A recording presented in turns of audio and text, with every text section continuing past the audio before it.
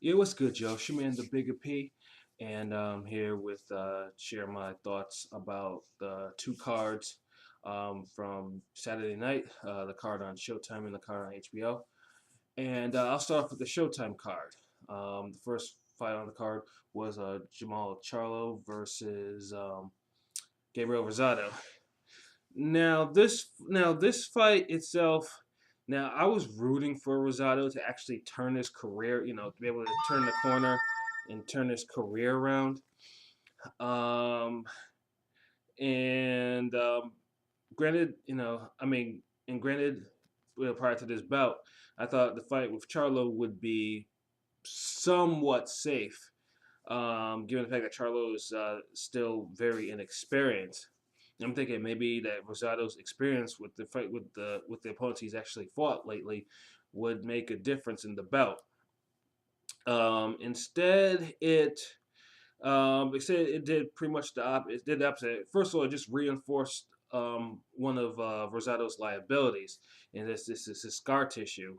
Um, Pretty much, like I said, over the last couple of years, he's had some bloodbaths, so to speak, and it's getting to the point where if you target his eyes, pretty much within the first two rounds, he starts leaking. That's one liability. And second of all, I don't Rosado talks a good game, but he didn't really show me too much other than he was just walking in. He was just walking into Charlo's counters. Charlo pretty much from 1 to 10 controlled the bout. Um, Beautifully. He moved, he popped the jab, he opened him up, he counted him, and he actually showed a pretty good chin and actually taking some of these shots. He was never bothered by Rosado's pressure at all. And Rosado is the bigger fighter, too, as well. And it just looks like Rosado was just absolutely like there was this flat. There was just absolutely nothing. And Charlo walked away with the well-deserved unanimous decision to victory. See, the thing with now where it gets a little iffy is Rosado is probably now a gatekeeper because he hasn't won a fight since 2011. This 2012 was absolute hell in terms of who he's actually fought. I mean, he started off 2012 getting nearly beat to death by GGG, and then he had a close shave. Although he did win this fight with Jay Leon Love, which was later overturned because Love failed his drug test, and then the fight with Quillen, which was more telling, is because me personally, I thought he was actually winning that fight, where until Quillen manages to one punch to absolutely open him up and stop him for the win, which in hindsight turned out to be probably turned out to be a better way to end the fight because Rosado, who I thought was winning, was going to get robbed blind on the cards. So so I was really rooting for Rosado to actually get back because I know they kept on mentioning, oh yes, he's scored all these knockouts. He's the 3 fights, 7 fights. They all had wins. All of them were knockouts. But that was before he journeyed up to 160. This is now, and Rosado doesn't even look like the fighter that was even prior to him going to 160. He's not past it, but I just think that 160 jumping to 160, although financially I'm sure they paid off, um, jumping into those type of fights did his career absolutely no good. And I think he probably at this point needs to fight some cans. He really needs to because, you know, I mean I like him. I don't really want to see him to be. I don't want to see him turn into a gatekeeper, but he has 7 or 8 losses now. In 20 and within was it 30 something fights. That's usually gatekeeper territory. 154 or 160, and I'd hate to see that happen. As for Charlo, like I said, I was really impressed. Like, never in the fight was he flustered. I mean, he controlled the fight the way he wanted to control the fight, and like I said, I expect him to be a player at 154 because I know his twin brother is going on to face Molina um, give or take, was it 5 weeks or so, 5 6 weeks. So yeah, my hats off to Charlo, and like I said, I hope Rosado and his management really sit down and really go over to where his career is going to be, where his career is going. So the main event was Lamont Peterson versus Garcia-Burgos. Um, I know this was Lamont's first fight since he got obliterated by Matisse in 3 rounds, and like I said, Peterson's chin has never. I mean, it's not a solid chin. He's gone down. I mean, people from the likes of Khan to Tim Bradley have put him down. Um, Ortiz has put him down. He doesn't have the most reliable chin, but he does come to fight. And I thought Jean would actually come off some very impressive wins on Showbox. I was thinking that maybe he would test it, but there was one thing that was made clear. Even I wasn't even aware of or even thought about it, that Peterson absolutely had quite the size advantage over him. I didn't realize how short Jean really was doing what he was doing. So that was the first question to see whether or not Jean could actually punch. Let's see if he actually really had the type of punch to actually really bother Lamont, and he really didn't. It was his first fight on that big stage, and Lamont pretty much did what he wanted to do. Between going up between showboating and showing off and throwing crazy punches and really digging into Jean's chest and really getting into him. With the uppercuts and the combinations, pretty much he was walking it down. And Jean, he tried. He tried to. I know he was blasting him with right hands and uppercuts, but I think the size differential was a little bit too much. And by the later rounds, you could tell that Jean was more or less using his legs more to really preserve his stamina rather than to have Peterson lean on him and try to wear him out, with his size. So, pretty much, but then even then, I really wanted Peterson to actually really settle down and actually try to put him away, and I didn't really see that. And that was the part of the fight. I thought Peterson did way too much clowning for my liking.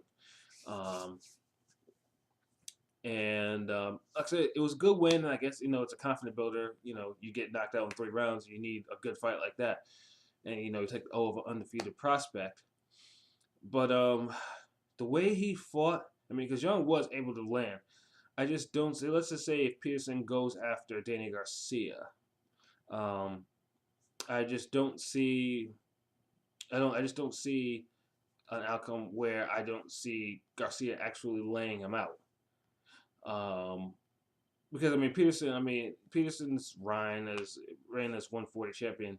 I won't say it's coming to an end, but the right opponent, he is ripe for the taking. Um, but he fought. For the most part, like I said, other than the showboating, he did fight well. He wasn't in any trouble. He still got hit a lot, and it looks like I guess Jean's power wasn't enough to really bother Peterson. As for Jean, it was his first title shot, and all you can do is all you can take from this is just learn from your experience, and I'm pretty sure we'll see him go after another title at 140, in sometime in the future. Onto the HBO card. The opener was Bryant Jennings versus Artur Sapolka.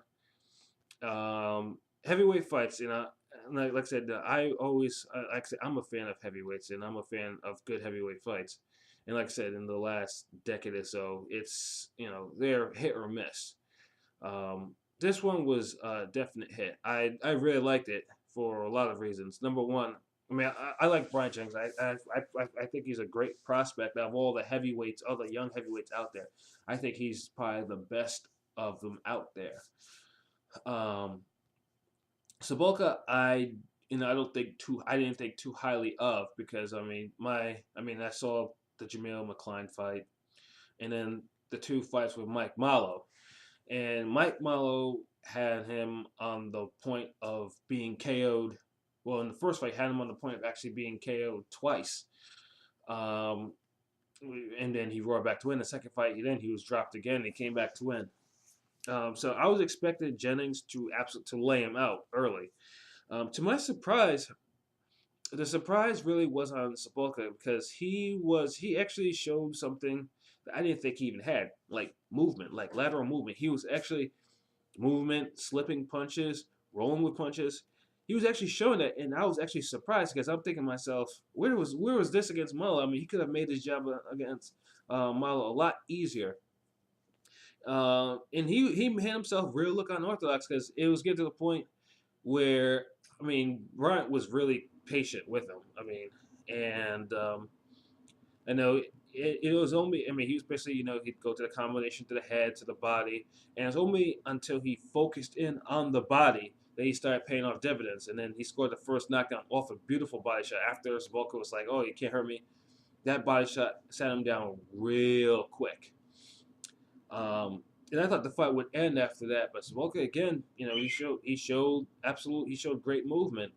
Um, and he showed great movement as Jennings was also targeting his body, and then his left hand wasn't as effective because most like Jennings was just taking them out of his gloves, or blocking them, and it's Smolka who's probably never been in that type of fight before, that type of to go that many rounds. This as far as I know. Um, he wore down come 10th round, and then 10th round, a beautiful left hook sent him to the canvas. And he got up, he was game, but it was pretty much over. As Jennings went in for the kill, he trapped him in the corner and just pounded on him, and the referee stopped the fight. Um, so yeah, props off to both men. Like for Zolk to actually, surpassing my expectations of him, and for Brian, who still remained calm even as Spalka's movement was actually giving him a little trouble, and was able to grind out a good win. Especially coming off last week's fight where Mike Perez, really disappointed, you know, really disappointed in his fight for probably, good reason. I assume. I would love to see Brian Jenks become a staple on HBO. He'll get an HBO contract. He deserves it. And Savolka, same thing. Like I said, he was just. I mean, I don't think he's never been under that type of pressure before. And like I said, he acquitted himself well. All you can do is just go back in the gym and work a little harder. And I'm pretty sure we'll see both of them on HBO in the near future. The main event was Mikey Garcia versus Juan Carlos Burgos. Now, Burgos has had quite the string of bad luck. Um, in 2000, in the same card as the Gigi Rosado fight, he went to a draw with Roman Martinez, I believe. And that fight, he was actually. I mean, I thought that was a flat out robbery. And then afterwards, he followed up with another fight that was on ESPN Friday Night Fights, which I actually thought he lost. It was a draw, but I actually thought he lost that fight. So, here now, he's getting shot at Mikey Garcia. And this fight was disappointing. Because this fight played out to be like the Rigo Abeco fight. Whereas, although Garcia did have, Burgos had one moment where a right hand, he did buckle Garcia a little bit. But once Garcia started, picking him off, it seemed like just Burgos just went into a shell. And I wasn't expecting that because I was thinking that Burgos would actually go out on the shield. But I mean, I know Burgos says he won't be in the highlight film, but I was not expecting him to get shut down the way he did. I mean, and I can't hold it against Garcia. Garcia was doing what he did. He outboxed him, he outfought him, and was beating him up.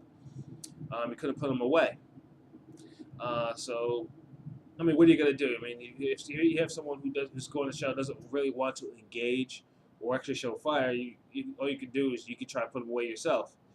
And I think that fight turned a lot of fans off, especially since the first one was pretty action packed. I mean, since the last fight was pretty action packed, the crowd was really into it. So, I mean, it was no surprise that Garcia won on wide scores, and he like I said, he boxed beautifully. There's nothing against him, and I hold nothing against him. It's just the unfortunate situation of, like I said, his opponent once he realized he was getting shut down, didn't really, just shut down, and that was it. So I know Garcia. I mean, at 130, obviously will probably go on to face whoever at 130. Whether it's a unification with the other champions remains to be seen. As for Burgos, I mean, I don't see any more title shots in this future. I mean, I didn't expect him to do what he did. I mean, you can't tell him to go back to. I mean, going back to the drawing board, but that's exactly what he's going to do. I mean, I don't see any title shots for him in the near future. I was, disappointed performance overall for him, and I actually think he's actually a good fighter. But like I said, I mean, if you, if you can't show fire to actually want to be, to be champion, you know, yeah, do something else or go back to the drawing board. So, yeah, those are basically my thoughts for last night's cards. Not really enough interesting fights on the horizon. At least, definitely not in February. I mean, and we have a fight this coming week with Ortiz and Luis Calazo. It's probably, I think, probably the next interesting fight for a time being until probably the March 8th card with Canelo and Angulo. So, until then, yep. I mean, that'll probably be the next time I put out a video, unless I have inspiration to do anything, do another non-related card video. So, till then, peace.